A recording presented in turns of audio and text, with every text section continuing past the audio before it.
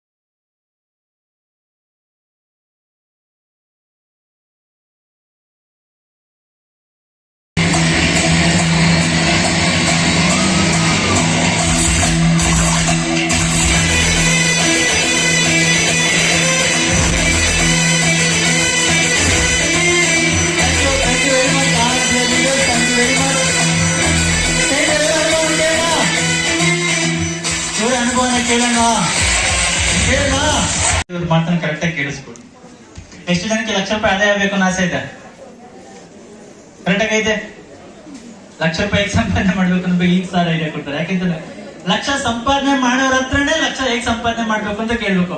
10,000 ರೂಪಾಯಿ ಸಂಪಾದನೆ ಮಾಡೋದು ಲಕ್ಷ ರೂಪಾಯಿ ಐಡಿಯಾ ಕೇಳಕ್ಕಾಗತ್ತಾ? ಓಕೆ, ಸೊ ಇವತ್ತು ವೆಸ್ಟೇಜ್ ಬಿಸ್ನೆಸ್ ಮುಖಾಂತರ lakhs income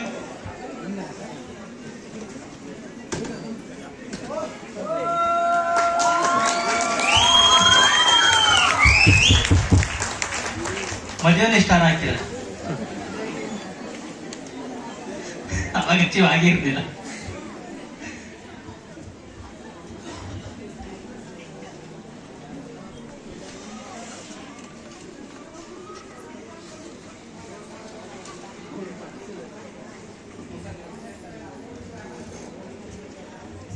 thank you.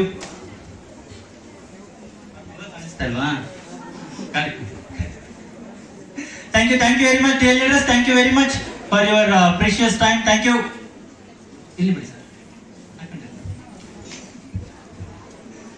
Okay, so ಈಗ ಅವರಿಬ್ರು ಪುಟ್ಟು ಕಂದಮ್ಮಗಳಿದಾವೆ, ಅವರ ಅನುಭವನ ಕೇಳೋಣ. ಯಾಕಂದ್ರೆ ಅಪ್ಪ ಅಮ್ಮನ ಖುಷಿ ಆ ಮಕ್ಕಳು ಗೊತ್ತಾಗುತ್ತೆ ಹೇಗಿರುತ್ತೆ ಅಂತ. ಏನ್ ಅನಿಸ್ತಾ ಇದೆ? ಮೌನ.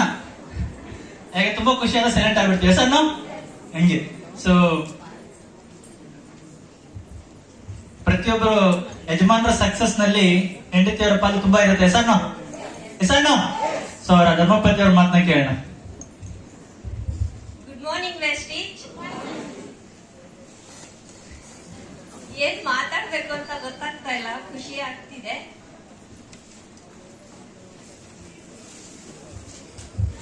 ಥ್ಯಾಂಕ್ ಯು ಸ್ನೇಹಿತರೆಲ್ಲರಿಗೂ ನಮಸ್ಕಾರ. ನಮಸ್ಕಾರ ನಮಸ್ಕಾರ ಥ್ಯಾಂಕ್ ಯು ಸೋ ಮಚ್. ನಿಜವಾಗ್ಲೂ ಈ ಸಮಯದಲ್ಲಿ ನಾನು ಕೆಲವು ವ್ಯಕ್ತಿಗಳನ್ನಕ್ಕಿಂತ ಶಕ್ತಿಗಳನ್ನ ನೆನೆಸ್ಕೊಳ್ಳೇಬೇಕು. ಯಾಕಂದ್ರೆ ಆಟೋ ಓಡಿಸ್ತಿದ್ದಂತ ವ್ಯಕ್ತಿನ ಆಟೋ ಡ್ರೈವರ್ನ ಕರ್ಕೊಂಡ್ಬಂದು ಈ ವೇದಿಕೆ ಮೇಲೆ ನಿಲ್ಲಿಸಿದ್ದಾರೆ. ಅಂಡ್ ಅಂತ ಶಕ್ತಿಗಳ ಬಗ್ಗೆ ಹೇಳ್ಕೊಳ್ಳಿಕ್ಕೆ ಖುಷಿ ಆಗುತ್ತೆ. ಒಂದ್ ಟೈಮ್ ಅಲ್ಲಿ ಎಲ್ಲೋ ಒಂದ್ ಕಡೆ ಕಲ್ಲಾಗಿ ಬಿದ್ದಂತ ವ್ಯಕ್ತಿನ ಇವತ್ತೊಂದು ಶಿಲೆ ಆಗೋ ಲೆವೆಲ್ ಕರ್ಕೊಂಡ್ ಬಂದಿದ್ದಾರೆ. ಬಟ್ ಅಂತ ವ್ಯಕ್ತಿಗಳಿಗೆ ನೆನೆಸ್ಕೊಳ್ತಕ್ಕಂಥ ಸಂದರ್ಭ.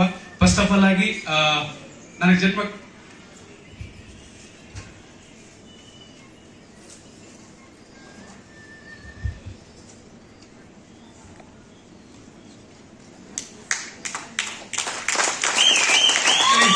ತಂದೆ ನೋಡ್ಬೇಕಾಗಿತ್ತು.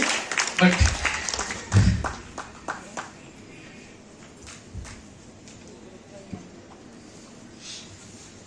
ತಂದೆ ತಾಯಿ ನೋಡ್ಬೇಕಾಗಿತ್ತು. ಬಟ್ ಅದರಲ್ಲಿ ರೀಸೆಂಟ್ಲಿ ತಂದೆ ಕಳ್ಕೊಂಡೆ.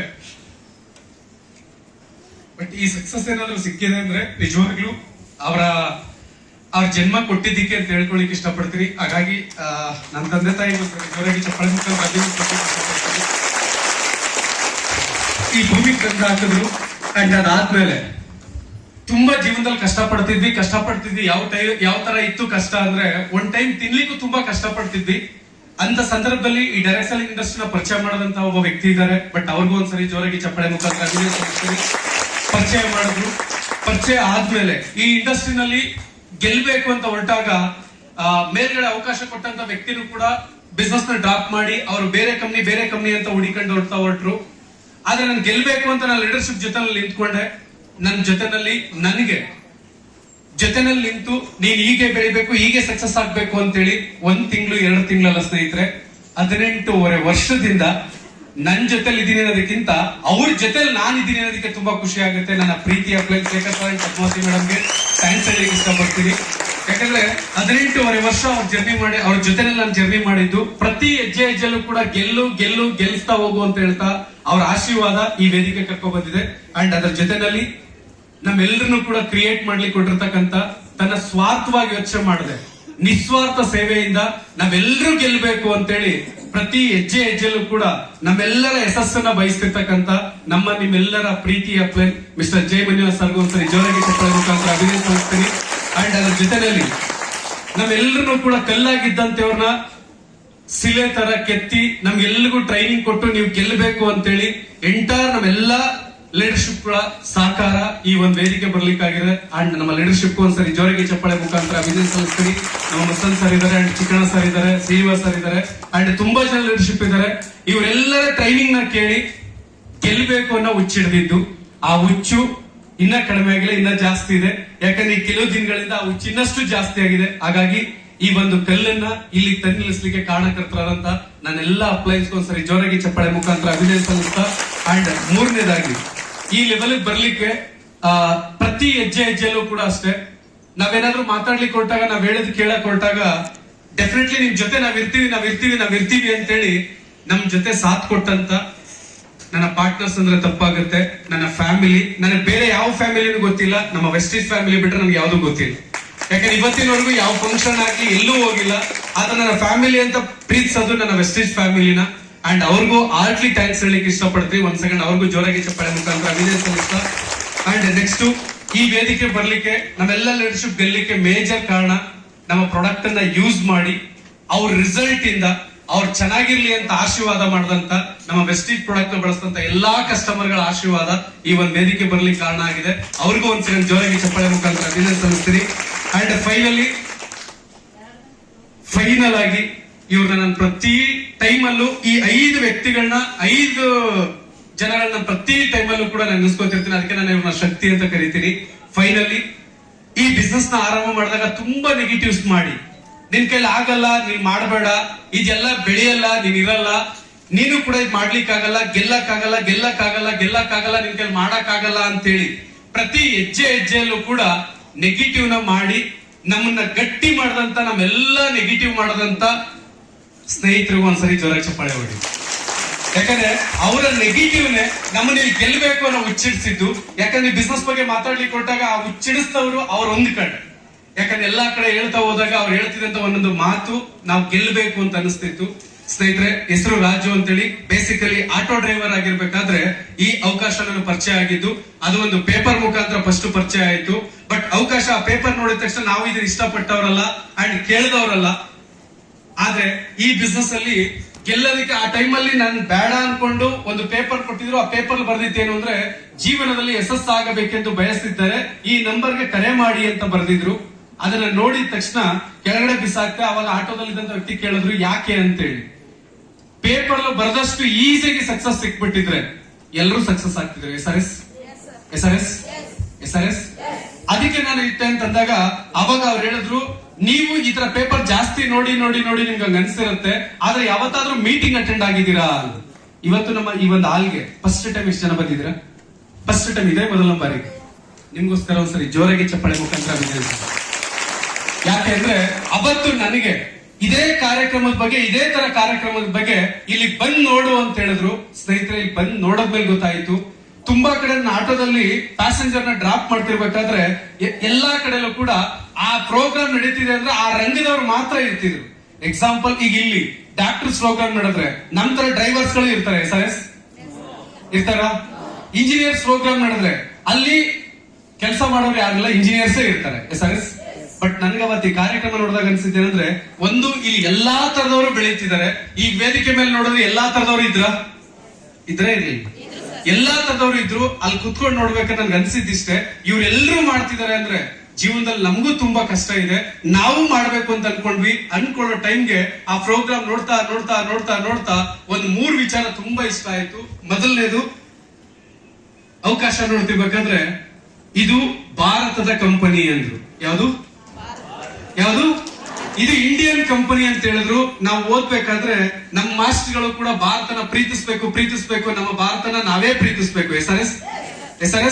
ಇದು ಇಂಡಿಯನ್ ಕಂಪನಿ ಅಂತ ಹೇಳಿ ಎಕ್ಸ್ಪ್ಲೈನ್ ಮಾಡಿದ ಒಂದ್ ಕಡೆ ಖುಷಿ ಆಯ್ತು. ಎರಡನೇದು, ದಿನ ಬಳಕೆ ವಸ್ತುಗಳನ್ನ ನಾವು ಬುದ್ಧಿ ಬಂದಾಗಿಂದ ಯೂಸ್ ಮಾಡ್ತಿದೀವಿ.